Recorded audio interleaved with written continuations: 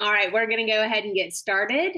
Thank you so much for joining us at Setting Up an Effective Home Learning Environment. I'm Peyton Williams with Bowbend Consulting, and I'm so glad you're here today. Um, a quick disclaimer for those of you who don't have parents who are lawyers, you might not have to do this in your presentations, but just a quick disclaimer, I am merely a 16-year veteran educator and a mother of 10 years, I guess, and 11 years. But my training is not in psychology. I'm not a doctor, so I don't have anything that I'm going to share that will help with any kind of psychological, neurological, or learning disability. But I can say with absolute certainty that having been an educator and a mother, there are a lot of things that I have researched and I have learned in my practice that will really help at home. So let's get started then today. Um, Setting up your home learning environment. We're about to kick off school. We're about to, or some of you may have already kicked off school. My kids are still out of school. And so I'm, doing the working from home with children at home thing. And I can tell you that moving from summer to school is going to be a challenge. And I'm sure many of you are feeling that. Um, so we're going to start with some research because we want to do things that work and we want to do things that, other people who have gone before us have learned. We'll also talk today about ways that you can help your child lead in this and that's actually going to build their independence. It's going to build their consistency and their desire to do this.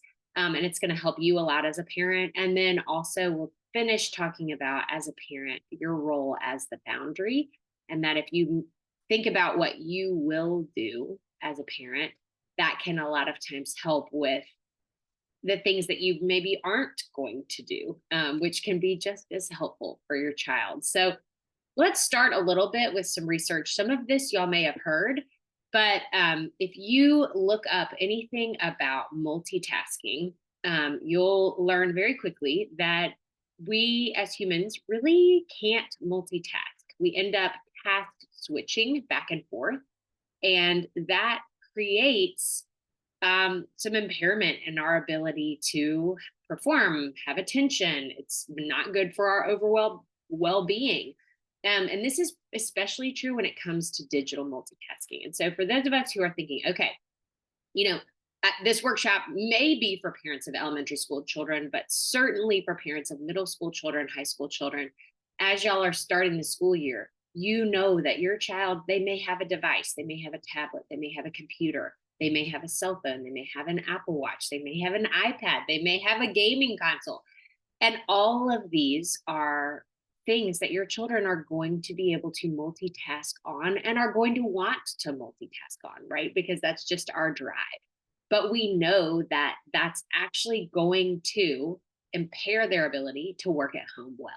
And so I think if we think about this, sharing some of this data with your middle and high schooler, or having them actually research, hey, what is, if we're going to set up a home learning environment, what are some of the pitfalls that you can tell me about as a parent?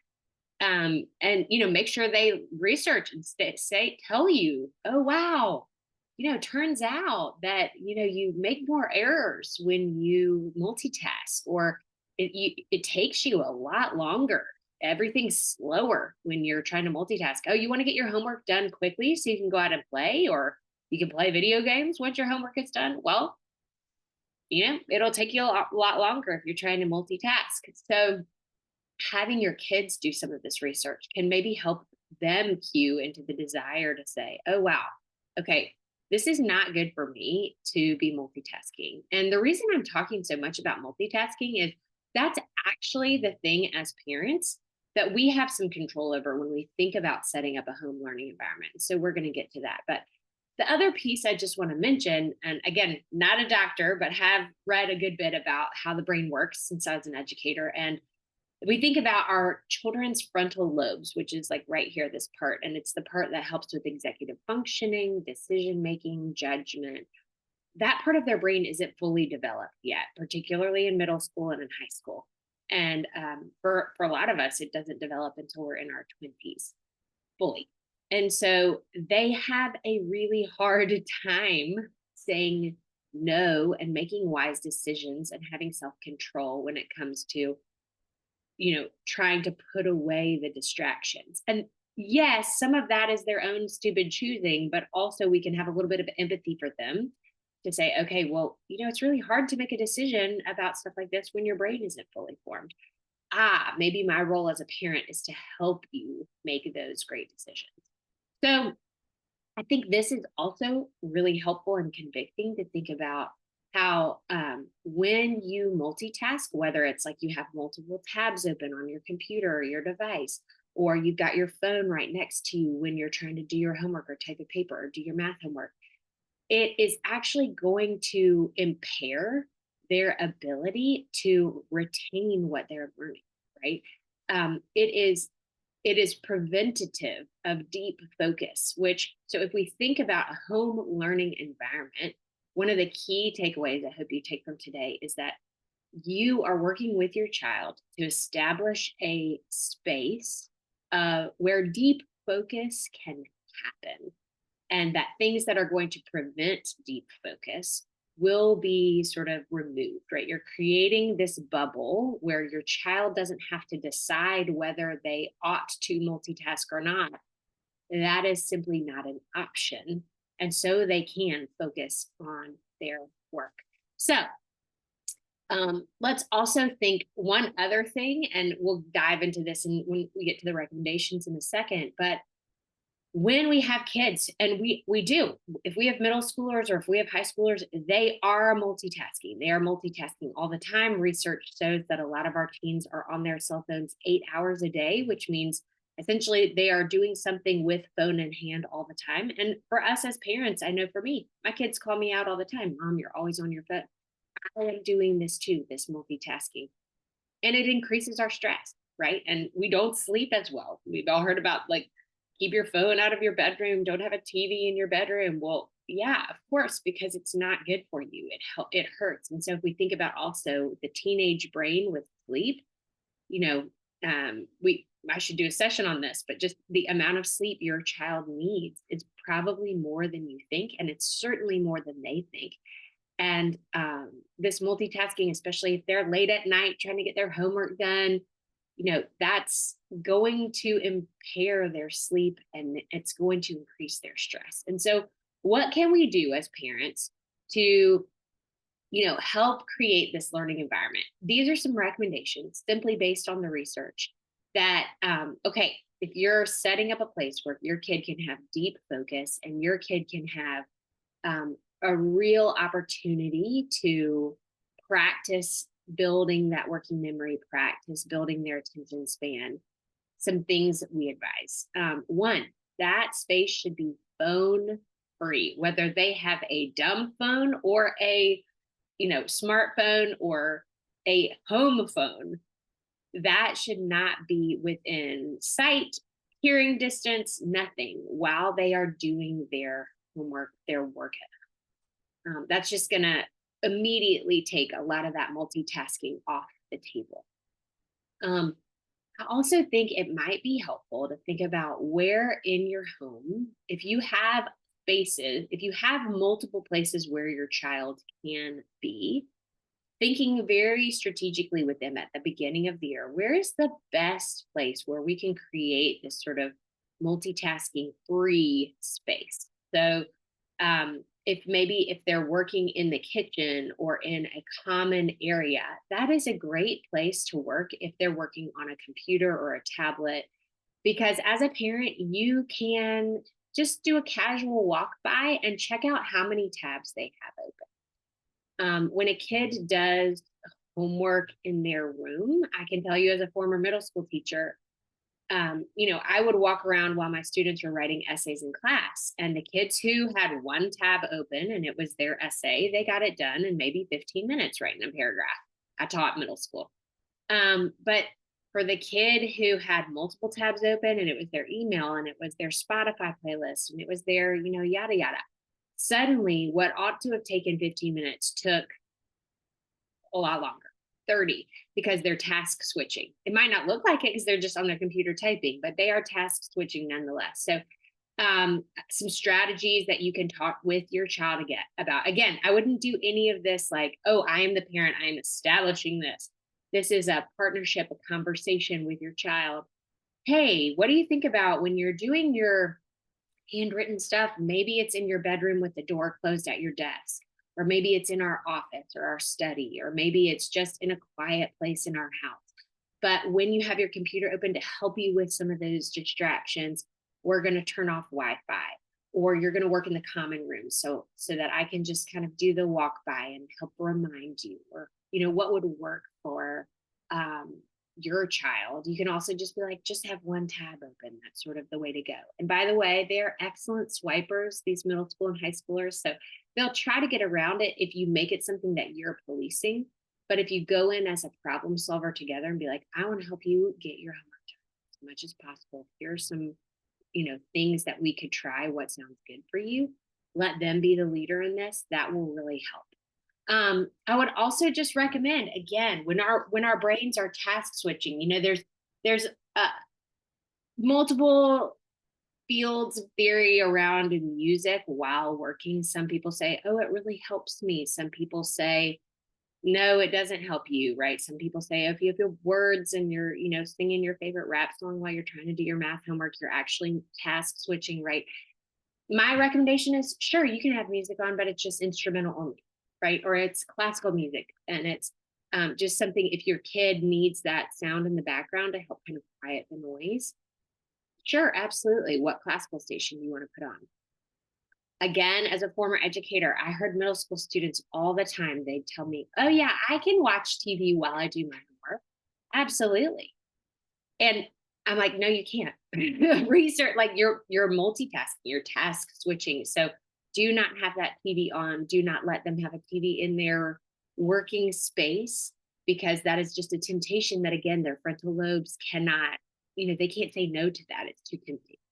I would also just say, I have a family where we have 3 kids and, a dog and adults. And so trying to find a space where, they are able to be quiet and be able to have that sort of library like focus, that it would be out away from where, I'm working with my other 2 children, or where, if my husband's coming home and the dog is barking and all this, right? Those are distractions that if we can create kind of that little bubble, that will help them get it done more easily.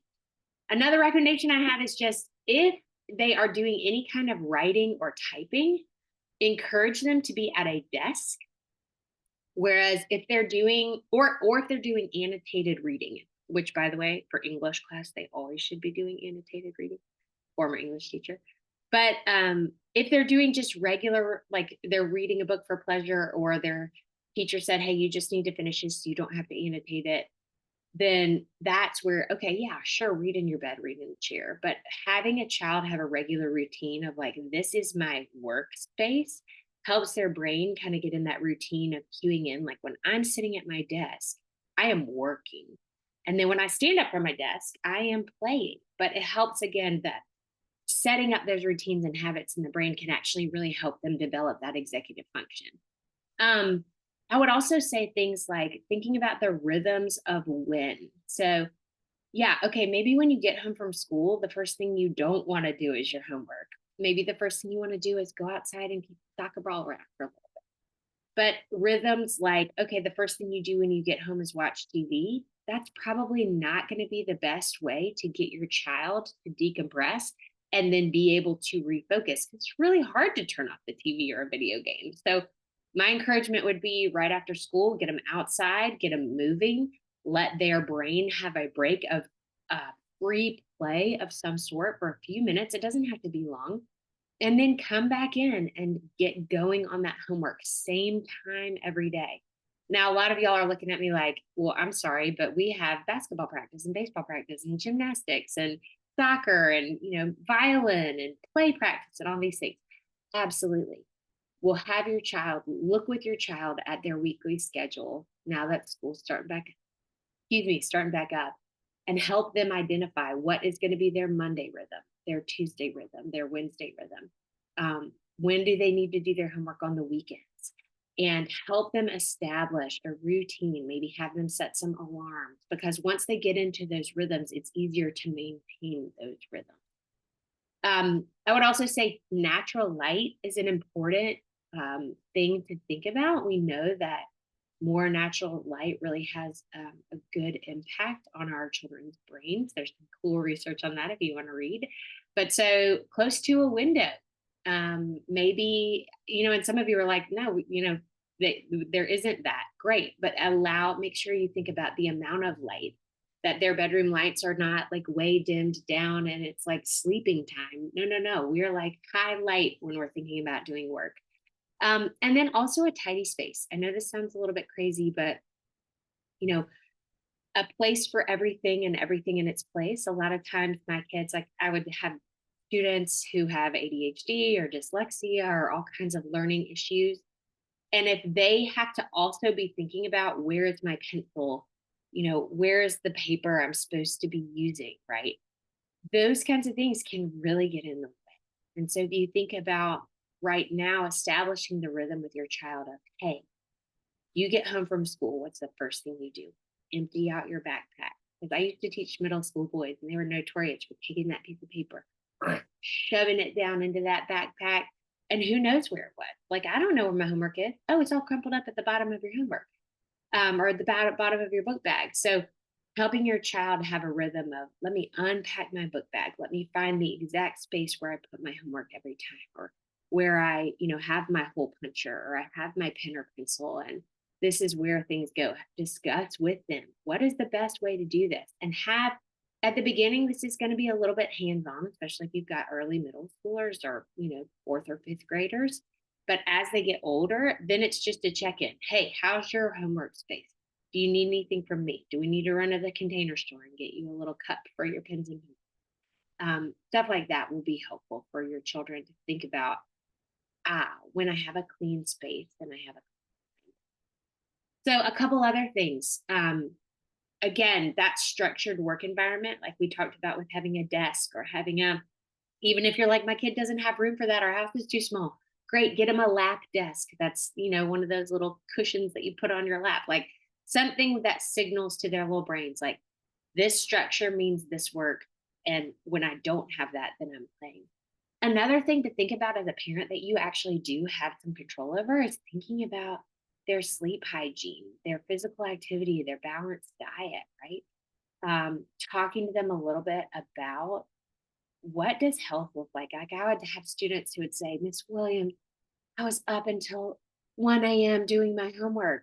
And I was like, what in the world? Like, you're allowed to come in and tell me, hey, I got home from, whatever at 12 and I didn't have time to do my homework. Great. Well, my goodness, like, as parents, y'all need to set some boundaries around, what time is your child going to bed? And if your child isn't done with their homework, that's an amazing opportunity to have a conversation with them and be like, hey, what's getting in the way of that? Is it multitasking? Is it distractions? Is it your phone? Are we doing too many things that we need to cut back so that we actually have time in our day to do the things that we're required to do? Or is it just, hey, maybe this is uncovering, oh, I had a lot of kids in middle school who would be like, I didn't know I was dyslexic until I had to read 20 pages for homework and it took me an hour. And suddenly I'm going, it's taking too long, right? So some of that can also be curiosity questions around, like, okay, you know, is there something else going on? If I've already got a great learning environment, then maybe there's something else I need to investigate. I also think teaching your kids to prioritize tasks, so especially at the beginning of the year, having them, every teacher worth their salt is going to have your child write down homework somewhere. So then having your child sit with you, if this is early on, this is fourth, fifth, sixth grade, as a parent, maybe part of your routine is you're sitting down with them and you're saying something like, hey, show me, like, let's just look at your homework together and I'll be your sounding board. Which one do you think is the most important to do first? You should never, as a parent, be like, okay, well, you need to do your math homework first and then you need to do your this.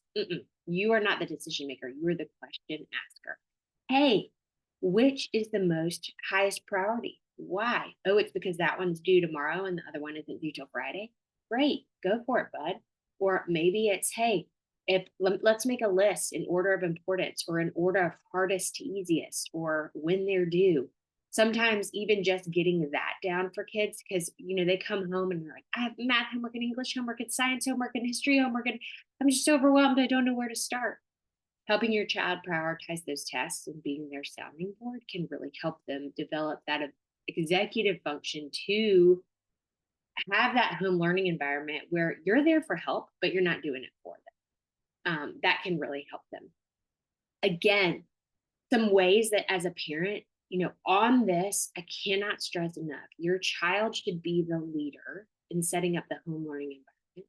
You are merely the boundary to help them lead within that. And so maybe you're saying, hey, we need to talk a little bit about, what do you know about setting up a home learning environment, my child? Tell me, right? What are some recommendations that you've read about or you've heard about that you want to try at our house?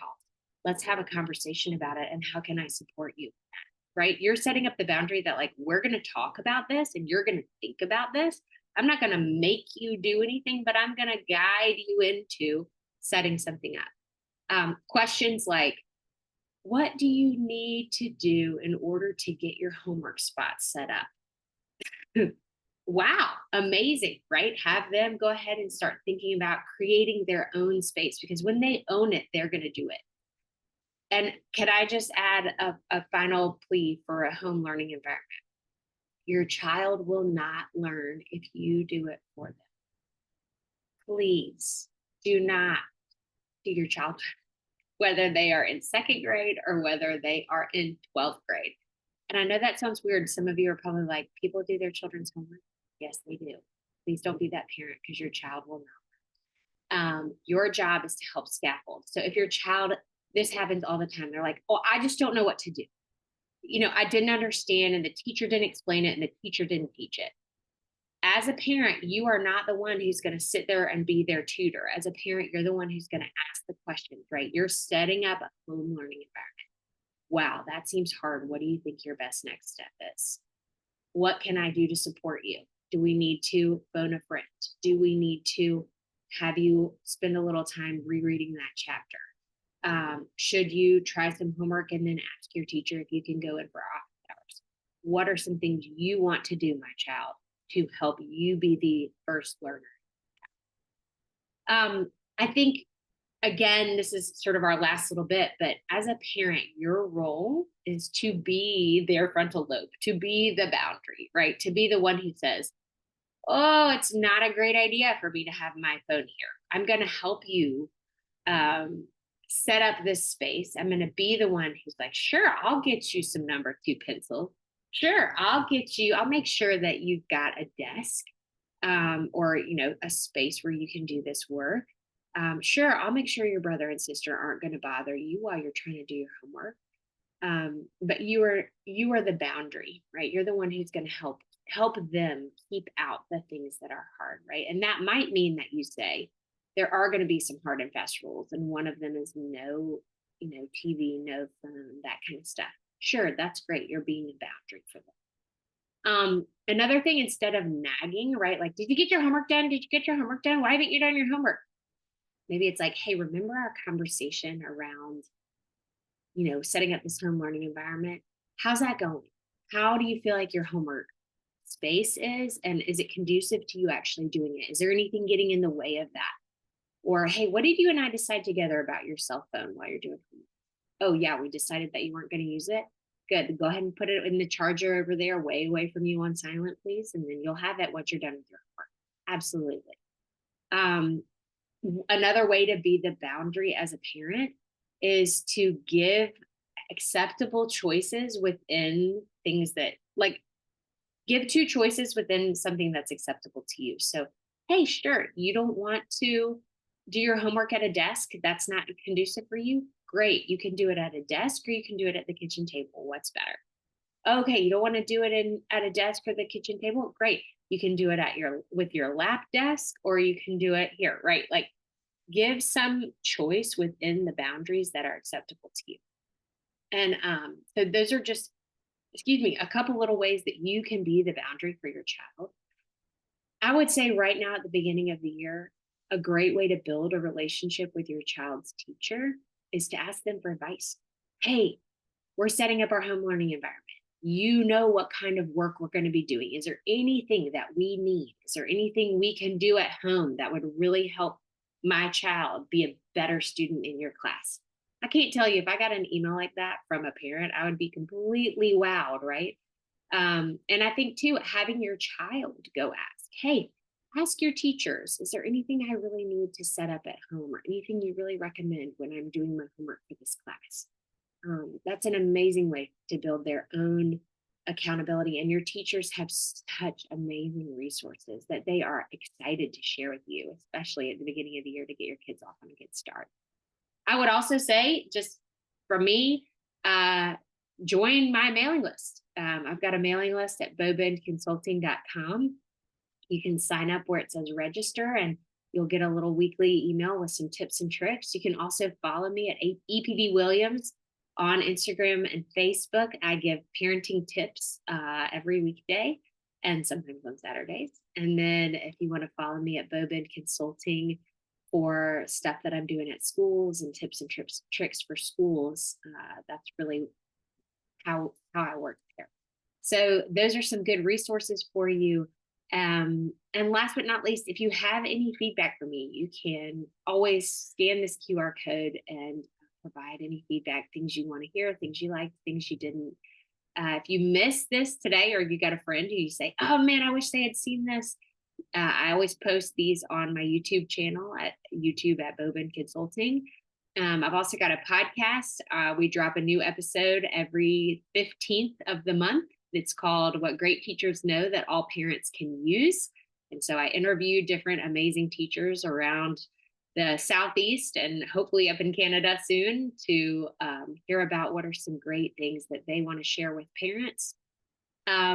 Next week, our Monday session is going to be a sneak peek at positive discipline, which is an amazing set of parenting tools and a philosophy that I think could broaden parents' minds for ways to really help their children be more independent and reflective. And I've also got a positive discipline summit for dads coming up. I'm so excited. Sunday, September 15th in Atlanta. I'll send out to my mailing list some information. So be sure you're on that. If you have any questions, you can always reach out to me. And I really appreciate you being here. And I hope you have a wonderful rest of the day. Thanks so much.